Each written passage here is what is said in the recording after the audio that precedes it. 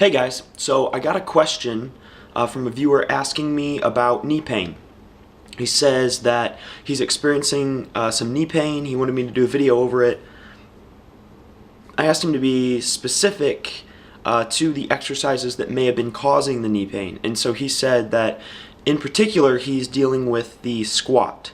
So the squat is one of the hardest, even though it's one of the best exercises, should be one of the most natural exercises, because we sit all day, because we have bad posture, because we've messed our bodies up over time. It ends up being one of the hardest exercises for people to do.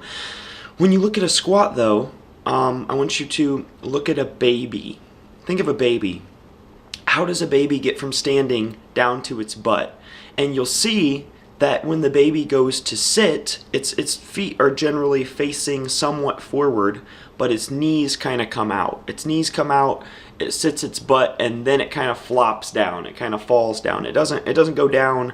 It doesn't fall forward and catch itself on its hands. It doesn't, I don't know, lean up against something and position itself. You know, babies fall. So first, in order to get down, they usually push their butt back, their knees come out, they drop their butt, and then they kind of whoop and like flop over, right?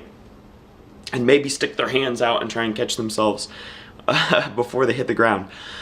But the issue a lot of times is that in order to have a good center of gravity, it depends on where you have the bar. So you can do an Olympic squat or you can do a back squat. If you know how to pull your shoulder blades back by using your lats, pull your shoulder blades back and down, and you can keep a good back position, I would recommend the back squat. I think that mechanically it's more natural for our body.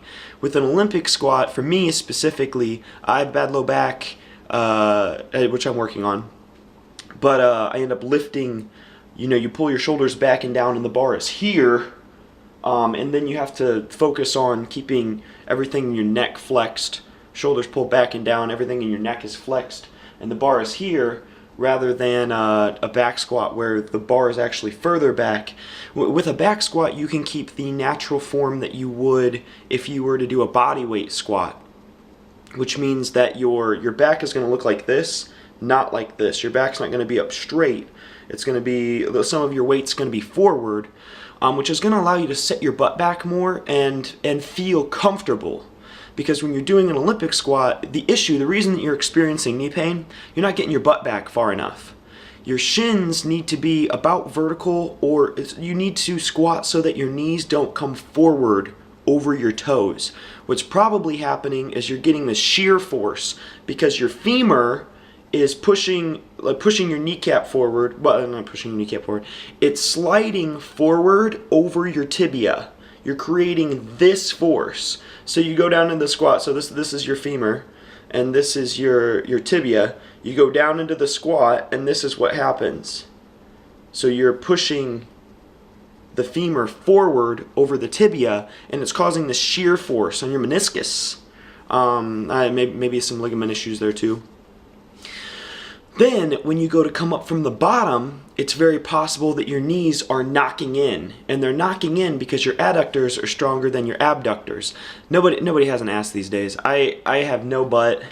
I just wasn't genetically gifted for it. I've been working on it though. We really need to strengthen our abductors, hinging our hips, getting our knees out right from the bottom. So here, just like I showed with the push-up video, this is what I want you to do. If you can, by either Mark Ripetoe's Starting Strength. I actually like Kelly Starrett's version now. Kelly Starrett's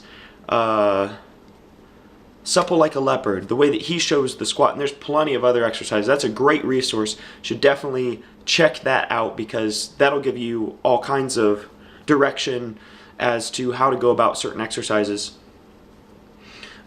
Starting Strength is a great resource too. I think in Starting Strength he wants the toes out at like 30 degrees, which is reasonable, but I've actually learned, I think that my toes should be forward, even though my body naturally wants my toes to point out, because of the position of the hips, the way that the hips are in the socket better when your toes are pointed forward instead of allowing your hips to be lax. I want torsion in my hips. and I want torsion in my knees. Actually, it sounds contrary to what you think. So when I talked about the push-up, when I did a bunch of push-ups, and then I showed you guys push-up form, overly exaggerated push-up form, I tell people to point their fingers in. So I'm pointing them in. I push down into the floor as hard as I can, and without taking any tension off of how hard I'm pushing into the floor, I twist my fingers out. What does that cause? It causes me to engage my lats.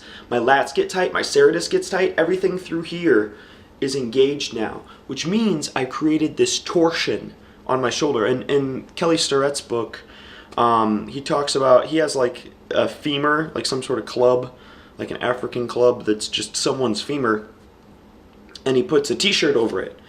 And then he goes, okay, this is your shoulder. And then he twists it and pulls it tight. And he said, this is your shoulder after you've created torsion. That torsion is going to keep your hip in your socket. Keeping your hip in your socket is going to keep it's going to make your knees more stable too. And then he shows a picture like this. So this is the anterior cruciate ligament. I can't remember if this is the PCL or the MCL. It's another ligament. I'm going to say it's the MCL. I don't know. So this is your femur, right? And I'm creating the tibia right here. So these ligaments come down and they attach to the tibia, right? Well, when you turn your knees in, so you think about your femur, the top of your femur rotating out, the bottom of your femur rotating in, you end up with this. Now there's no torsion. These aren't in a position of stability anymore. As soon as you turn your femur in, as soon as you knock your knee in while you're coming up from the bottom of the squat, or at any point during the squat, you're no longer in a position of stability. That and bar mechanics. So here's what I recommend. First, I'm going to show you how you can correct your squat, how your squat can get better. Buy one of those books if you can. If you can't, watch lots of videos on squat form. Then make sure you have someone video record you. Not kidding, that's the most important part of this. Make sure you have someone video record you. Watch yourself. Is the bar, the only force down upon you is gravity. The bar and gravity. If your mechanics are good, the bar should come straight up. There's a little bit of hip pop, like from the bottom. Sometimes you get that stretch reflex and then we pop back up. The bar should come straight up, straight down, and then as soon as your body initiates you put power down into the floor, the bar should come straight up. Maybe you're doing too heavy a weight. You want to get your mechanics good first. So I'm going to show you bodyweight squat real quick. I'm going to show you how I would go about doing it, and then hopefully you can take some of this and apply it, and then hopefully some of your knee pain goes away. Again, there's lots of other little things. Of course, I'm going to say, fish oil, all the glucosamine and stuff like that. There's supplements you can take. You can use the little knee pads or whatever. Also, do this on leg press. Do this on any exercise. The twisting, the torsion, loading your hips, keeping your toes straight while engaging your abductors. And if you can't, also you should be every day, I think Kelly Starrett did this for like 8 minutes a day or something like that. You need good ankle mobility, which could be one of the things that's keeping you from pushing your butt back and sitting down into the squat. So it could be your ankles. Your ankles might not be mobile enough. You need to stretch your ankles. You need to stretch your hips. And there's plenty of exercises, plenty of resources on YouTube in order to show you these things. And then you need to create torsion. So here's how I would show you to do a bodyweight squat. Alright, so I pointed my toes are pointed in. I don't even know if you guys can see this. My toes are pointed in. I'm pushing down to the floor as hard as I can, and I twist out. And as I do, everything in here is getting loaded. My hips are loaded. The outside of my legs, everything gets tight. Everything is tight. I really can't bend my knees forward. My body won't let me. At this point, the only thing I can do is push my butt back, and that's good. My back is going to be at the same angle kind of as my hands. My chest isn't going to stay up like it would during an Olympic squat because I don't have a bar. My weight should be over my midfoot because I'm doing a bodyweight squat. And that's why I really like the other style of squat, not the Olympic squat, the other style, back squat. So I point my toes in, twist my toes out, pushing down on the floor. I've created torsion through here. I push my butt back, and then I sit into the squat and come straight up. So this is what it looks like from the side. My toes point in, I push down into the floor, and I create torsion by twisting my feet out. My knees are going to come out naturally. Now as I sit back into the squat, I shove my knees out. I show my crotch. My knees need to come out. As soon as I sit, the stretch reflex will be initiated. I should come straight back up. Alright, so hopefully that helps you with your squat mechanics especially. Now if you're experiencing knee pain, I want you to think about everything else that you're doing in your workout too. So when you're doing leg press, I still want you to create torsion. I still want your knees to come out.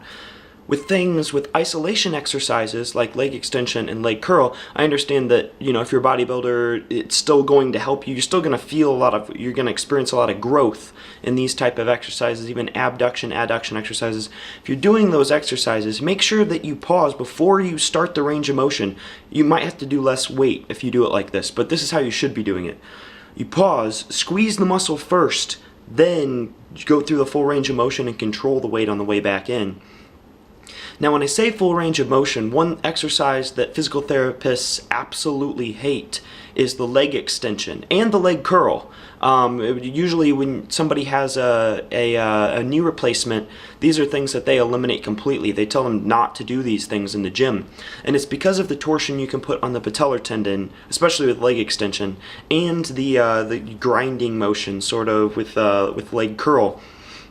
We still do these at the facility that I work at the Personal Training Institute. However, we're doing 4-second concentric and 6-second eccentrics on these exercises, and I would encourage you to do something like that.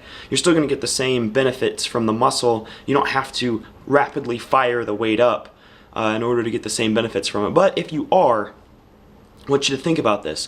Make sure your hips stay tight in the seat. Don't use your low back to lift towards the end when the muscle gets tired. Try to keep it just in the muscle and fatigue the muscle. So with leg extension, don't get your patellar tendon involved. Don't try to kick the weight up. I want you to pause before you start the motion, squeeze your quad, then lift the weight. Now, when your leg is completely straight, that's fine. When you get past, when the knee is here, you're fine.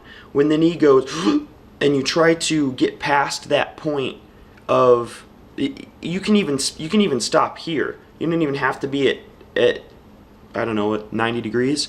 You don't even have to be there 180 degrees, whatever it is. You don't have to be fully extended. The leg doesn't have to be fully extended. I want you to pause at the top and think about squeezing the quad muscles, just like I did with the bicep video that I showed. Controlling the weight down, pause, squeeze the muscle first, then think about dragging those tendons back to their insertion point and squeezing them. That way you're not putting stress on the patellar tendon. You won't experience as much knee pain this way afterwards. And there's been studies that have shown that these exercises, isolation exercises, that really aren't very functional, aren't part of something that we would do in a regular day, aren't a natural movement. The squat is how the caveman would have gotten down to defecate. The leg extension and the leg curl don't really have any everyday significance, much like the bicep curl. So when you're trying to isolate that muscle, squeeze the muscle first, go through the motion. When you get to the top, before you lock out, pause, squeeze the muscle again, and then control the weight on the way down without getting your hips involved, without kicking the knee at the end. You're going to experience more knee pain from that. It's not worth it. Same thing with the leg curl. As you come down, if there's a way to push against the machine to keep your core tight, to keep your back flush, that way you're not using your hips or your back, then do that. Pull the weight down, squeeze the muscle again, control the weight on the way back up, pause at the top, drag the weight down, squeezing the muscle first. Not using momentum, not getting other muscles involved, just trying to isolate that muscle. So I hope that makes sense to you. Hopefully these things help. I know this has been a long video. If you like this video, make sure you like my Facebook page, subscribe to my YouTube channel. If you have any questions, send them to tonydavidmoore@gmail.com. You can also message me on Facebook Messenger if you're one of my friends, or if you can find me on Facebook, or my Tony's Tips page. Just question me on Tony's Tips. Thanks for watching my videos, guys, and stay tuned for more of Tony's Tips.